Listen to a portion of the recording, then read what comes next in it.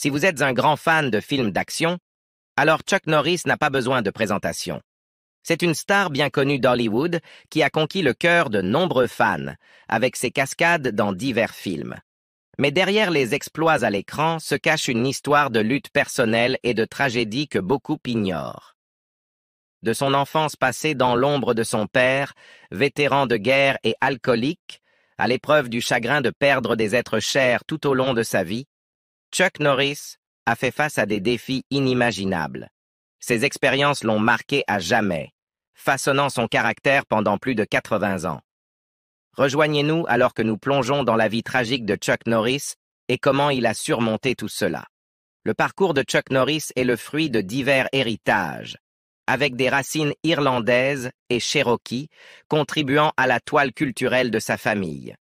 Il a été nommé d'après le ministre de son père, Carlos Barry, un fait qui a donné naissance à son célèbre surnom, Chuck, dans le cercle familial. En tant qu'aîné de 3 frères, Chuck a grandi aux côtés de ses frères cadets, Wand et Aaron. Tragiquement, Wand Norris, le 2e frère, a fait une prédiction sombre selon laquelle il ne verrait pas son 27e anniversaire. Malheureusement, cette prédiction est devenue une sombre réalité lorsque Wand est décédé en 1970, quelques mois seulement après la naissance du plus jeune frère de Chuck, Aaron. Leur père, Ray Norris, a joué un rôle essentiel dans l'éducation de Chuck, mais sa vie a été marquée par des événements tumultueux, notamment pendant la Seconde Guerre mondiale. Chuck a décrit vivement cette période dans ses mémoires, Against All Odds, My Story. C'est pendant cette période que leur famille a reçu l'un des messages les plus bouleversants imaginables. Ray Norris était porté disparu au combat. La nouvelle a envoyé des ondes de choc à travers la famille, les laissant lutter avec l'incertitude et l'anxiété quant à son sort. Alors que Ray revenait de la guerre, les cicatrices de la bataille n'étaient donc pas seulement physiques, mais aussi psychologiques. Chuck Norris a vivement rappelé le changement qui s'est opéré chez son père. Autrefois un fier soldat, désormais hanté par les horreurs du combat. L'alcool est devenu son refuge. Une évasion temporaire des souvenirs qui le tourmentaient. Cependant, ce mécanisme de défense n'a fait qu'approfondir les problèmes familiaux. Au sein de leur foyer, un nouveau champ de bataille est apparu. Chuck a été témoin de première main du cocktail explosif de l'alcool et du traumatisme non résolu se manifestant dans les explosions de colère de son père. Même les déclencheurs les plus insignifiants pouvaient enflammer sa rage, transformant leur maison en un champ de bataille d'insultes verbales et de tourments émotionnels. Chuck et son frère, Wand, trouvaient souvent refuge dans le sanctuaire de leur chambre, cherchant un abri contre la tempête qui faisait rage à l'extérieur. Au milieu du chaos, l'esprit jeune de Chuck cherchait la stabilité, cherchant des modèles à suivre au milieu des tumultes de leur vie quotidienne. C'est dans les cow-boys plus grands que nature de l'écran argenté qu'il a trouvé inspiration et guidance. Bien que leurs aventures se déroulent sur pellicule, leurs vertus de courage, d'intégrité et de résilience résonnaient profondément en lui. Malgré les contraintes financières qui limitaient leur accès à ce divertissement, Chuck chérissait les moments où il pouvait s'évader dans leur monde, forgeant ses aspirations au milieu de la lumière vacillante du cinéma. Pourtant, au milieu de la turbulence, une constante est restée, la force inébranlable de sa mère. Face à l'adversité, elle se dressait comme un phare de résilience, affrontant la tempête avec grâce et force.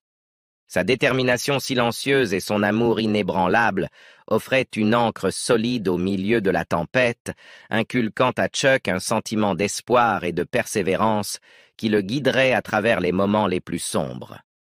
Chuck Norris est allé au cœur des complexités de son éducation, mettant en lumière les défis profonds de naviguer dans la vie avec un père pris dans l'étreinte destructrice de l'alcoolisme.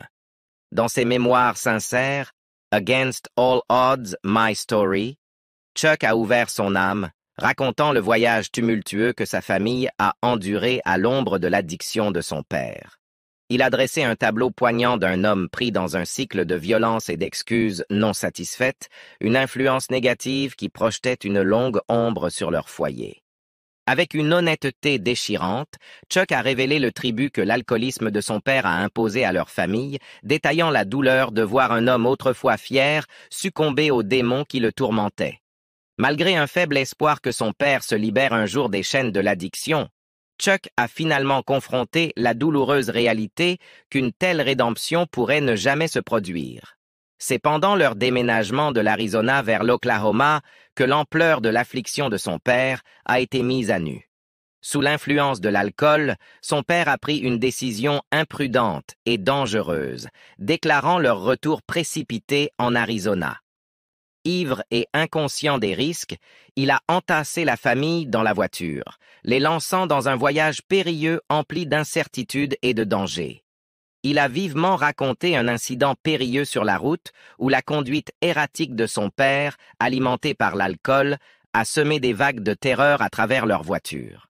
Alors que son père luttait pour garder le contrôle, la mère de Chuck, submergée par la peur, criait de façon hystérique, suppliant qu'il s'arrête avant que la tragédie ne frappe. Pourtant, tragiquement, le coup le plus dévastateur était encore à venir. Plusieurs années plus tard, après la naissance du plus jeune frère de Chuck, Aaron, leur père, toujours ivre, s'est retrouvé une fois de plus au volant. Dans un coup du sort fatal, son jugement altéré a conduit à une collision mortelle, entraînant la mort d'une femme innocente. Les répercussions ont été rapides et sévères, culminant dans la condamnation de son père et sa condamnation ultérieure à un camp de travail. Malgré le poids de ce coup dur, Chuck et sa famille ont continué à nourrir un espoir fragile que le temps passé de son père au camp de travail pourrait servir de catalyseur pour la sobriété. Ils osaient croire qu'au milieu des difficultés de la détention, ils trouveraient la force de confronter ces démons et émergeraient sur la voie de la rédemption. Cependant, leur optimisme fut de courte durée. Après sa libération du camp de travail, Chuck Norris a tristement observé le retour rapide de son père dans l'étreinte destructrice de l'alcool. Il a raconté comment le comportement de son père est devenu de plus en plus agressif et abusif, surtout envers sa mère. Chuck s'est senti obligé d'intervenir lorsqu'une confrontation violente a éclaté entre ses parents. Dans un moment poignant, il s'est interposé entre eux, brandissant un marteau dans une tentative désespérée de protéger sa famille. Heureusement, l'état intoxiqué de son père l'a empêché de comprendre pleinement la gravité de la situation. Cependant, cet incident a servi de signal d'alarme pour Chuck et sa famille. Ils ont réalisé qu'ils n'avaient d'autre choix que de quitter leur maison pour échapper au cycle vicieux de l'alcoolisme et des abus. C'était une décision douloureuse qui a marqué un tournant significatif dans leur vie, alors qu'ils se lançaient dans un voyage pour trouver un environnement plus sûr et plus stable, loin de la tourmente qui les avait tourmentés pendant des années. Chuck Norris a également écrit un livre intitulé « Black Belt Patriotism – How to Reawaken America », exposant sa vision pour aborder ce qu'il considérait comme des problèmes affligeant le pays. Cependant, il est important de reconnaître que sa dévotion inébranlable envers son pays n'était pas toujours évidente tout au long de sa vie. Lors d'une apparition dans l'émission de Dick Cavett, Norris a partagé une histoire poignante et déchirante sur son jeune frère, Wieland, qui a tragiquement perdu la vie pendant la guerre du Vietnam. Wieland a servi en tant qu'éclaireur lors d'une patrouille, lors d'une mission, lorsqu'il a fait une découverte fatidique. Il a réalisé que leur unité marchait involontairement dans une embuscade du Viet Cong et a courageusement tenté d'avertir le reste de ses camarades soldats. Malheureusement, Wand a été abattu et tué en service. Chuck Norris a ensuite expliqué qu'ils ont appris les détails de l'héroïsme de Wand d'un autre soldat qui était présent lors de l'incident fatal. Ce soldat a assisté aux funérailles de Wand et a veillé à ce que la famille de Norris comprenne que Wieland avait sacrifié sa vie pour alerter ses camarades du danger immédiat auquel ils étaient confrontés. Lorsque Dick Cavett a demandé à Chuck Norris si la douleur de perdre son frère était exacerbée par la perte ultime de la guerre du Vietnam, Norris a offert une réponse réfléchie. Il a révélé qu'au départ, lorsque les États-Unis sont entrés pour la première fois dans le conflit, il le soutenait de tout cœur, mettant en avant son fort sentiment de patriotisme. Cependant, après réflexion, Norris avait développé une compréhension plus nuancée de la guerre du Vietnam. Il a exprimé que ses croyances sur la guerre avaient évolué avec le temps. Alors qu'il l'avait initialement vue à travers le prisme du patriotisme, il la voyait maintenant comme un conflit motivé davantage par des intérêts financiers que par un engagement ferme envers des principes fondamentaux. Ce changement de perspective était le résultat d'une réflexion plus profonde et d'une reconnaissance des complexités entourant la guerre et ses conséquences. Cette période d'introspection et de réévaluation s'étendait au-delà de la guerre du Vietnam, car un événement personnel significatif allait bientôt ébranler les fondements mêmes de la vie de Chuck Norris. Le premier mariage de Chuck Norris s'est terminé par un divorce, un événement profondément impactant qu'il a franchement discuté dans son autobiographie « Against All Odds, My Story ». En réfléchissant à cette période de sa vie, Norris a décrit le divorce comme un choc profond qui a remodelé son existence de manière fondamentale. Au-delà du bouleversement émotionnel, cela l'a propulsé dans une toute nouvelle manière de vivre. Tout au long de son enfance et de sa jeunesse, Norris s'est appuyé sur les soins et le soutien de femmes fortes. La dissolution de son mariage a brisé ce sentiment familier de sécurité. Cependant, au milieu de la tourmente, une révélation significative a de nouveau changé le cours de sa vie. Une lettre est arrivée d'une femme nommée Diana Deoli, révélant qu'elle était la fille de Chuck Norris. Sa mère, Joanna, avait eu une brève relation avec Chuck pendant son service militaire. Chuck a révélé qu'il n'avait jamais explicitement révélé son statut matrimonial à Joanna pendant leur temps ensemble. Initialement dissuadée par les préoccupations de sa mère concernant une éventuelle perturbation du mariage de Chuck, Diana a décidé de contacter Chuck après avoir appris son divorce. Lors de sa rencontre avec Diana, Chuck était immédiatement certain de sa paternité. Cependant, cette nouvelle connexion a suscité en lui des émotions complexes. Sa foi profondément ancrée lui avait inculqué une forte conviction que les relations extra-conjugales étaient moralement condamnables, le laissant accablé par la culpabilité de ne pas avoir été présent pour sa fille et sa mère. Chuck a cherché le pardon de Joanna, reconnaissant le regret qu'il ressentait pour les années perdues qui auraient pu être passées ensemble en famille. En plus de ses luttes personnelles, Chuck Norris a exploré son implication en politique et son amitié avec Lee Atwater dans les pages de son autobiographie. Atwater, une figure éminente de la politique américaine, a reconnu le potentiel de Norris en tant que figure républicaine conservatrice, pouvant renforcer l'image publique de George H.W. Bush. Enrôlant Chuck pour diverses apparitions de campagne, Atwater a capitalisé sur la personnalité d'homme fort de Norris pour séduire un public plus large.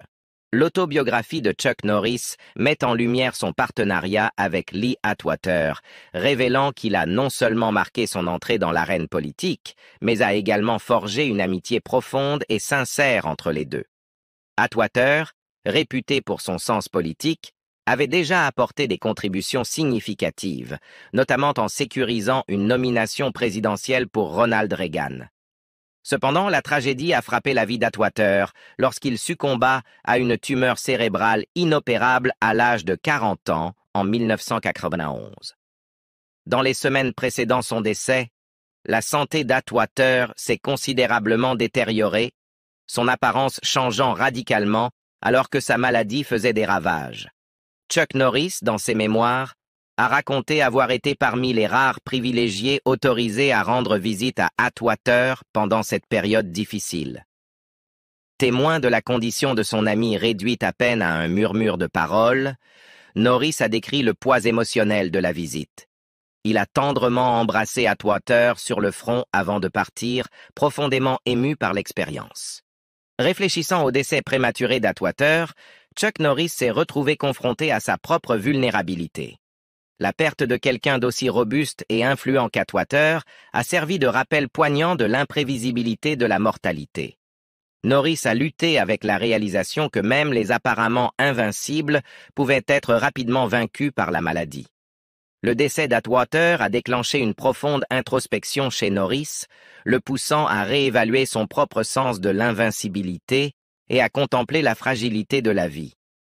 En 2017, l'absence remarquée de Chuck Norris de l'œil du public a suscité des inquiétudes parmi ses fans.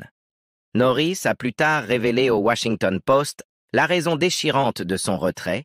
La santé de sa femme, Gina O'Kelly, avait pris un tournant inquiétant.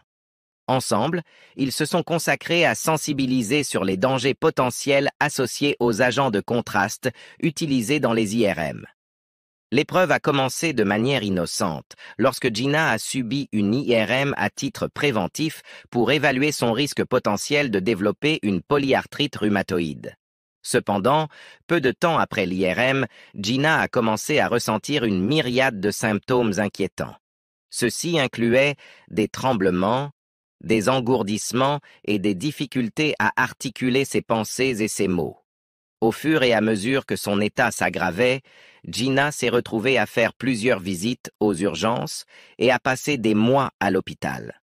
Les frais médicaux croissants associés à son traitement ont rapidement atteint environ 2 millions de dollars. Désespérée de trouver une solution, Gina a recherché des traitements visant à réparer son système nerveux central. Elle s'est même aventurée en Chine pour des thérapies par cellules souches dans le but de trouver un soulagement à son état. Chuck Norris a vivement rappelé la peur et l'angoisse qu'il a ressenties pendant cette période difficile. Il a exprimé son profond souci, se lamentant. « Il ne se passe rien ici. Elle est en train de mourir. Elle est en train de mourir juste devant moi. » Chuck a souligné que la gravité de la situation s'étendait au-delà de Gina seule. Il a exprimé ses inquiétudes concernant d'autres personnes diagnostiquées avec des maladies liées à la maladie de dépôt de gadolinium, une condition supposément associée aux produits de contraste utilisés dans les IRM. En réponse aux défis auxquels ils étaient confrontés, Chuck et Gina ont dû faire face à d'immenses fardeaux émotionnels et financiers. Chuck et Gina ont initialement intenté une action en justice réclamant 10 millions de dollars de dommages et intérêts contre les entreprises responsables de la fabrication du produit de contraste soupçonné d'avoir causé la maladie de Gina. Cependant, après réflexion, ils ont décidé de retirer la plainte, choisissant de ne pas conclure de règlement. Malgré les nombreux défis, Chuck Norris a continué à accomplir des exploits remarquables bien après ses 80 ans. Figure éminente dans les cercles conservateurs, Chuck Norris est depuis longtemps associé à la politique de droite.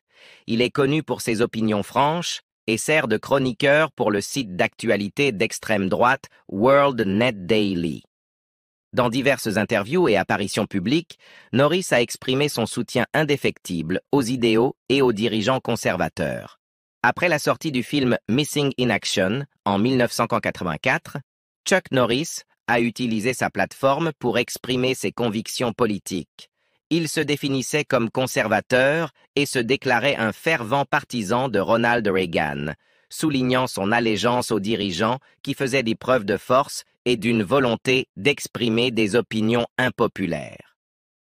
Norris admirait les qualités de leadership de Reagan et créditait le président d'avoir favorisé une atmosphère positive et patriotique pendant son mandat.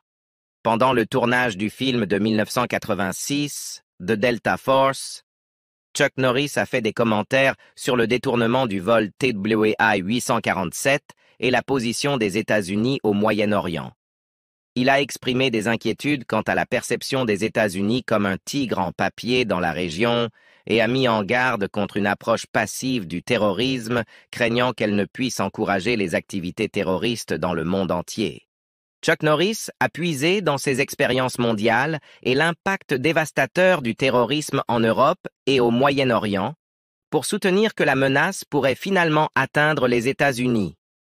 Il a mis en garde contre la politique de porte ouverte du pays. combinée à son statut de pays libre avec la liberté de mouvement, la rendant susceptible au terrorisme. Norris a mis en avant la menace de Muammar Kadhafi de libérer des escadrons tueurs en Amérique comme un exemple frappant de ce danger. Ces déclarations soulignaient les convictions conservatrices et patriotiques fortes de Norris, ainsi que ses préoccupations concernant la sécurité nationale et le rôle des États-Unis dans les affaires mondiales, en particulier en ce qui concerne le terrorisme et les relations internationales. En 2007, Chuck Norris a entrepris un voyage significatif en Irak, où il a rendu visite aux troupes américaines stationnées dans la région. Cette visite a démontré son soutien indéfectible à l'armée et son désir d'exprimer sa gratitude pour le service et le sacrifice des soldats américains. Le 18 novembre 2008, Chuck Norris a fait la une des journaux en devenant l'une des premières personnalités de l'industrie du divertissement à soutenir publiquement la proposition 8 de Californie, une interdiction du mariage homosexuel. Il a critiqué les activistes pour ce qu'il percevait comme une ingérence dans le processus démocratique. Chuck Norris a également exprimé son soutien à la théorie du complot birther concernant le président Barack Obama dans une lettre publiée par WorldNet Daily en 2009. Il a remis en question le refus d'Obama de divulguer son acte de naissance et a exhorté le président à mettre fin aux théories du complot en fournissant la documentation nécessaire. De plus, Norris a soulevé des inquiétudes concernant ce qu'il percevait comme un double standard dans la façon dont certains critiques ciblaient l'Église de Jésus-Christ des Saints des derniers jours pour sa position sur la question du mariage homosexuel, tout en ne critiquant pas de manière similaire les Afro-Américains qui ont largement soutenu la proposition 8. En avril 2011, Norris s'est penché sur le sujet de l'infiltration de la loi islamique dans la culture américaine avec une enquête en 5 parties publiée sur WorldNet Daily. Il a exprimé des inquiétudes concernant l'empreinte potentielle des principes de la loi islamique aux États-Unis. Plus tard, en juin 2012, Chuck Norris a publié un article accusant l'administration Obama d'influencer financièrement Jim Turley, membre du Conseil national des Boy Scouts of America à l'époque, pour annuler la politique de l'organisation excluant les jeunes homosexuels de rejoindre lors de l'élection présidentielle de 2012. Initialement, Norris a recommandé Ron Paul comme candidat républicain à la présidentielle et a ensuite officiellement soutenu Newt Gingrich. Cependant, lorsque Gingrich a suspendu sa campagne en mai 2012, Norris a changé son soutien à Mitt Romney, malgré avoir précédemment critiqué Romney pour ce qu'il percevait comme des revirements et des tentatives d'achat de la nomination du Parti républicain. À l'approche des élections de 2012, Chuck Norris et sa femme Gina ont diffusé une vidéo exhortant les évangéliques à se rendre aux urnes et à voter contre le président Obama, soulignant l'importance de l'avenir du pays. Chuck Norris, une figure éminente connue pour ses compétences en arts martiaux, sa carrière d'acteur et son influence culturelle, a un historique de participation active à la politique et de soutien public. En 2013 et 2015, Norris a exprimé son soutien à l'ancien Premier ministre israélien Benjamin Netanyahou lors des élections en Israël. De même, il a apporté son soutien à Mike Huckabee lors des primaires républicaines de 2016, bien que Huckabee se soit finalement retiré de la course en mars de cette année-là. L'année 2016 a vu Norris faire à nouveau la une des journaux lorsque des rapports ont fait surface selon lesquels il avait soutenu le sénateur républicain du Texas Ted Cruz et était prévu pour assister à un rassemblement en son honneur. Cependant, 2 jours plus tard, Norris a clarifié qu'il réserverait son soutien au candidat du GOP une fois que le parti aurait fait son choix. En 2017, Chuck Norris a apporté son soutien à l'ancien juge en chef de l'Alabama, Roy Moore, lors de l'élection spéciale au Sénat des États-Unis en Alabama, montrant ainsi son soutien à la candidature de Moore. Cet appui, comme beaucoup d'autres qu'il a apportés, a attiré l'attention des médias. En 2019, Norris a signé un contrat de parrainage avec le célèbre fabricant d'armes à feu Glock. Cependant, cette décision a suscité des critiques de certains segments du public et de certains de ses fans. Ils ont soutenu que le moment choisi pour le contrat était inapproprié, notamment au milieu des préoccupations persistantes concernant les fusillades dans les écoles aux États-Unis. Certains ont considéré que le soutien de Norris à un fabricant d'armes à feu était insensible au milieu du débat national sur le contrôle des armes à feu. Puis, en 2021, Chuck Norris a fait à nouveau la une en annonçant son soutien à l'effort de révocation de l'élection du gouverneur sortant Gavin Newsom en Californie. En soutenant publiquement Larry Elder, animateur d'une émission de radio comme remplaçant de Newsom, Norris a apporté son soutien à l'effort de révocation du gouverneur. En 1990, Chuck Norris a fondé 2 initiatives philanthropiques importantes, la United Fighting Arts Federation et Kickstart Kids. Ces programmes visaient à renforcer l'estime de soi des enfants à risque et à les éloigner des tentations liées à la drogue. L'approche principale consistait à fournir une formation aux arts martiaux à ces enfants, en croyant que cela les autonomiserait et leur offrirait une voie de sortie positive pour leur énergie. Norris espérait qu'en guidant le focus des enfants du collège et du lycée vers ce chemin constructif, ils seraient de mieux équipés pour façonner un avenir prometteur pour eux-mêmes. L'engagement de Chuck Norris pour ces causes philanthropiques dépassait leur création. Il gérait également un ranch à Navasota, au Texas, où l'eau était embouteillée. Les recettes de la vente de cette eau soutenaient des fonds environnementaux et Kickstart Kids, montrant son engagement continu à soutenir financièrement ces initiatives. De plus, Chuck Norris était renommé pour ses contributions généreuses à diverses causes et organisations caritatives. Il a soutenu des fonds pour les enfants, l'administration des anciens combattants, le salut national aux anciens combattants hospitalisés, United Way et la fondation Make-A-Wish, à la fois par des dons monétaires et des activités de collecte de fonds. Son soutien indéfectible à ces organisations soulignait son désir de faire une différence positive dans divers domaines, notamment en aidant les enfants, les anciens combattants et les personnes dans le besoin. L'affiliation de Chuck Norris avec l'administration des anciens combattants des États-Unis en tant que porte-parole découle de ses expériences personnelles au sein de l'armée de l'air américaine en Corée. À travers son plaidoyer, il visait à mettre en lumière les problèmes concernant les anciens combattants de guerre hospitalisés, tels que les pensions et les soins de santé. En reconnaissance de ses contributions significatives et de son soutien indéfectible, il a été honoré du prix du vétéran de l'année en 2001 lors des American Veteran Awards. Au-delà des États-Unis, Chuck Norris a étendu ses efforts philanthropiques à l'Inde, où il a soutenu la Vijay Amritraj Foundation. La mission de cette fondation était d'aider les victimes de maladies, de tragédies et de situations de vie difficiles. À travers ses généreuses donations, Norris a contribué à soutenir des foyers pour enfants atteints du VIH-Sida à Delhi, une école pour aveugles au Karnataka et une mission dédiée à la prise en charge des adultes infectés par le VIH-Sida et des patients mentalement malades à Cochin. Que pensez-vous de la vie de Chuck Norris, remplie d'épreuves et de triomphes? Laissez-nous vos commentaires ci-dessous. Nous espérons que vous avez trouvé cette vidéo utile. N'oubliez pas de